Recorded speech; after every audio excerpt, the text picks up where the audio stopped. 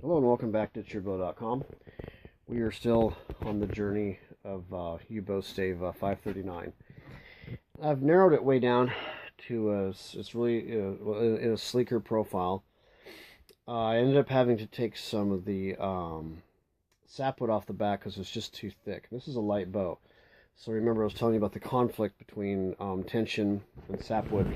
So I had to bring that down. You can see where it's a lot less. So I kept thicker in the handle there, but I was able to smooth and follow that growth ring all the way down, and it's really slick. I've got it smoothed down, but you see there's a bit of a walk in the limb. It's not real big, but I need to be able to straighten it just slightly, like so.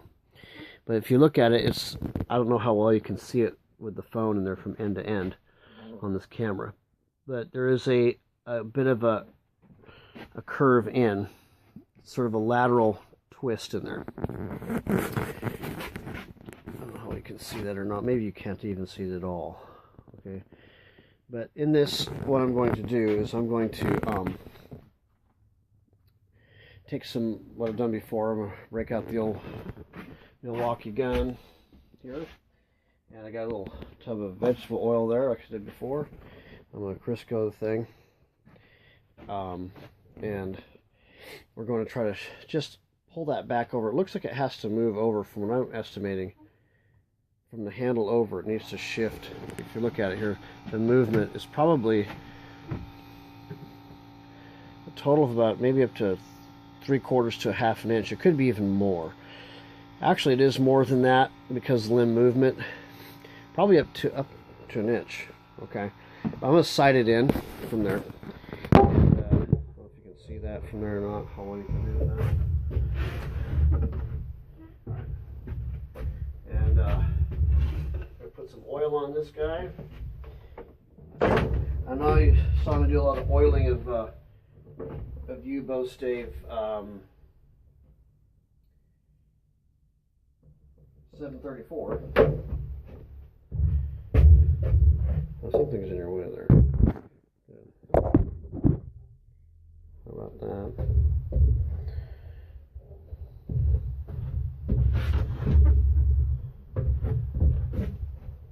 Maybe you can see pretty good with that one. But I'm going to get this area kind of part way down the limb because it's going to need some movement there.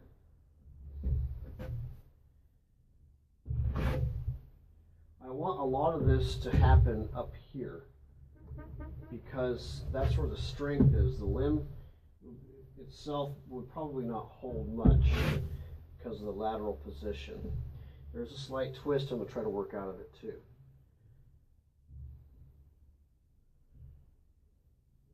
Should probably close this door because we have a lot of cooler air.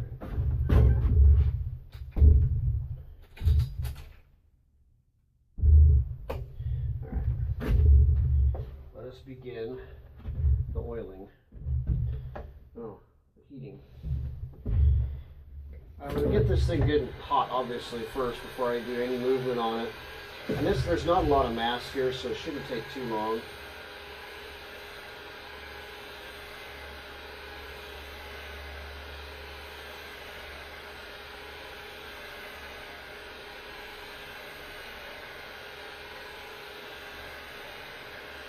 This is a light bow. It's only going to be between 37 and, well, technically 35 and 40 pounds at 26 to 27 inches.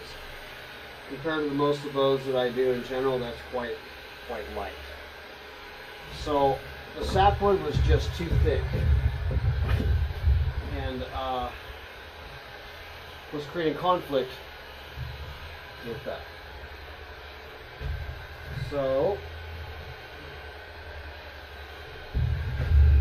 I've had some good luck with this. I've actually done pretty well with that.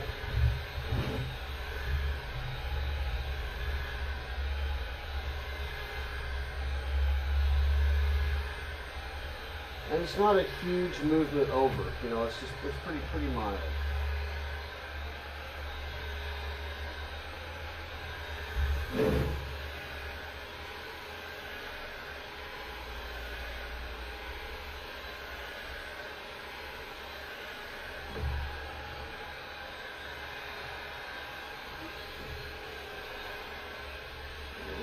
process. You're going to have to kind of keep adding a bit of oil on here to keep it wet.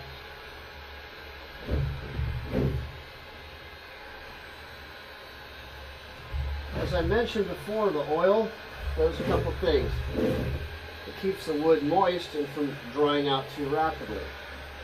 But it also acts, like the wood in cooking in general, as a catalyst for heat. So, and as I had maybe even discussed before in one of the videos, I don't know whether you took note of it or even saw the video, but in case you had not heard of that, what they did was they took used saplings, or even heavy, just young saplings, and they would peel them down, and they would actually temper them in a fire, just hold them over the flame and to cure them and to temper them so they wouldn't take a set so quickly, and they're stronger that way. Just tempering the wood.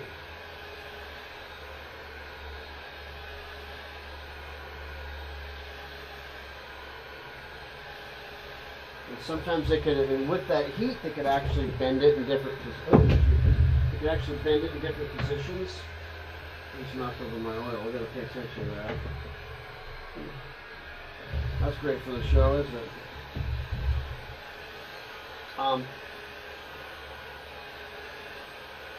Just gotta make sure I don't step in that. Forgot about my cord.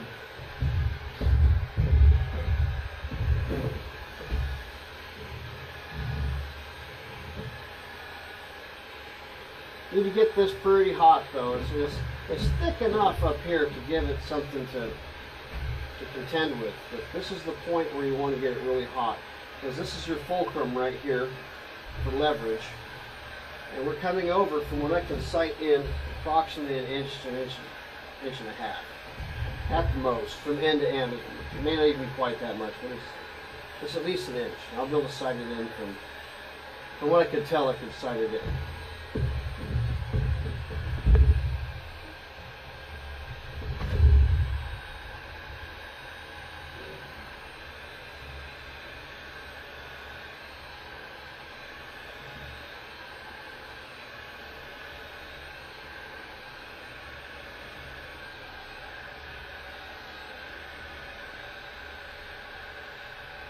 You gotta bend it over to the extreme.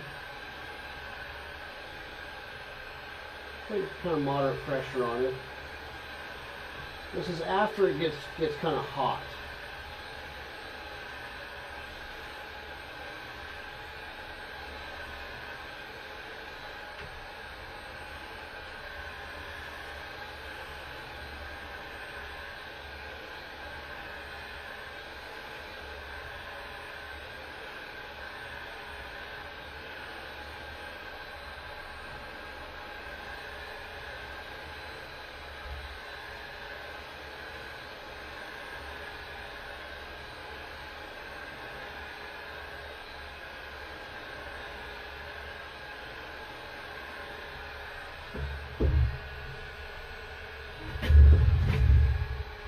It's getting better.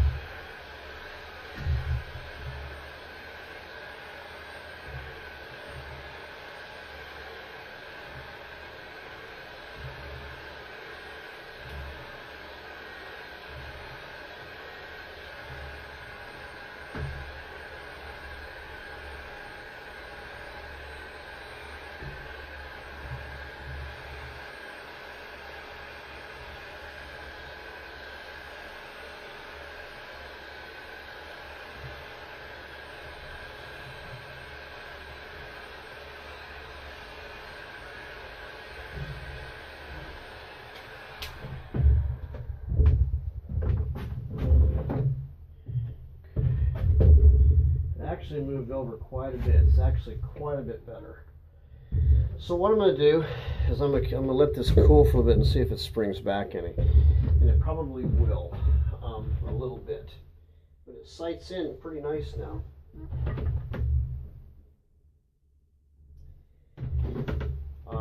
There is a bit of a roll, but I think I can get rid of that because there's excess on one side or the other. This is one of the things about when you're dealing with sticks like this, is there's a side of the U stick that, depending on how they're split, or there's a roll from one end to the other, where it's higher on one side. You kind of have to find a way to split the difference. In this case, the one advantage I had was as I took down a significant amount of sapwood. The sapwood on this stick was over, in some cases, a ½ inch. That's way too much for a 66-inch bow that's going to be about 35 to 40 pounds at 27-inch draw. You want that a nice 1/4 inch sapline, 3/16 to a quarter inch, because you need the balance, the competition between compression and sapwood. If you have all that sapwood, it's just not going to work. You'll lose all your compression wood, and it's going that way quickly. So I think I've regained the balance, and I'm pretty close to, I think I'm imagining I'm in a 40-pound range right now, 40 to 45 at the most. But these U sticks can fool you. They just by their proportions, but it seems like it floor-tillered to be, in that category. Anyhow, I'm going to mess with this a little bit more. I'm going to sight in a little bit, and we're pretty much where we need to be for straight on this stick now. Pretty happy with it. All right, we'll be back with 539. We'll probably be putting it, show a little bit of floor tiller, some final scrape down. We'll probably put it in the, I'll probably set the tiller post in a few minutes, and we'll be on that.